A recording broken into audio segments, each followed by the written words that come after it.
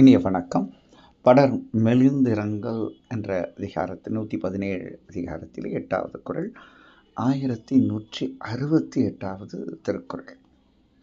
மண் உயிரெல்லாம் துயிற்றி அளித்திரா என் அல்லது இல்லை துணை என்று அழகாக தலைவி சொல்லுகிறார். மண் உயிர், உலகத்தில் இருக்கிற அத்தனை உயிரும் தூங்குகிறது. மனிதர்கள் மட்டுமல்ல, மண் உயிரெல்லாம். வள்ளுவர் இதை பயன்படுத்துவார். மண்ணுயிர் ஓம்பி அருளாழ்வார்க்கு இல் என்ப தன்னுயிர் அஞ்சும் வினை 244 சொல்வார். மண்ணுயிர் என்று சொல்வார் இல்லையா? அதனால் பிறப்புக்கும் எல்லா உயிர்க்கும் 972 சொல்வார். அப்போது இந்த உலகத்தில் இருக்க அத்தனை உயிர்களையும் இந்த இரவு கருணை கொண்டு, அழி என்றால் அன்பு, அருள் எல்லாம் எடுத்துக்கொள்ளலாம். அப்போது இந்த அருள் கொண்டு, அன்பு கொண்டு அனைவரையும் இந்த இரவானது உறங்க வைக்கிறது. இப்போ சொல்கிறோம் இல்லையா, கட்டாயம் இத்தனை மணி நேரம் உறங்கினாதான் உடம்புக்கு நல்லது. அப்போது உறங்க வைக்கிறது எது? இந்த இரவு. ஆனால் எல்லாரையும் உறங்க வைக்கிற இரவுக்கு துணையே இல்லையே, தனியாக இருக்கே.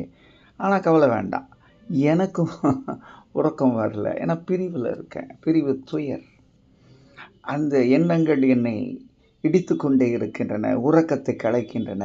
அப்போது பாவம் தனிமையில் இருக்கும் இந்த இரவுக்கு என்னுடைய தனிமை, எனக்கு ஏற்படக்கூடிய அந்த துன்பங்கள் என்னை உறங்க வைக்காத அந்த இரவுக்கு துணையாக அமைந்திருக்கிறது. அப்படின்னா என்ன அர்த்தம்? தலைவி தூங்கலை, நினைவில் இருக்கிறாள், எண்ணத்தில் இருக்கிறாள், ஏக்கத்தில் இருக்கிறாள்.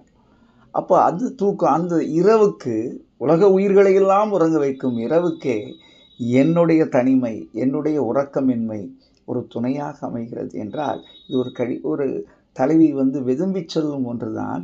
ஆனால் அதையும் எவ்வளவு நயமாக, உலக உயிர்களை உறங்க வைக்கும் இரவே நீ கவலைப்படாதே, நான் உனக்கு துணையாக என் தலைவனை எண்ணி உறங்காமல் இருக்கிறேன், உனக்கு நான் துணை என்பது போல் அவளுடைய ஆற்றாமையை எவ்வளவு அழகாக மடைமாற்றம் செய்து அதை தனித்து கொள்ளும் அந்த தலைவியினுடைய நெஞ்சுரம் இந்த குறளிலே நமக்கு அழகாக அமைக்கப்பட்டிருக்கிறது.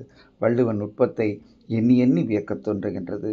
காதலினுடைய அந்த நுண்மையை, இந்த மாதிரி உண்மையான காதலர்கள், ஆஹா எப்படி அந்த தலைவி அதை அழகாக சொல்லுகிறாள், எண்ணி பார்க்கிறாள் என்று எண்ணும் பொழுது கொடுத்து வைத்த தலைவன்தான் என்றும் நமக்கு உறுதிபட தோன்றுகின்றது என்று சொல்லி இந்த நாள் இனிய நாளாக இதை வாழ்த்துக்கள். நன்றி, வணக்கம்.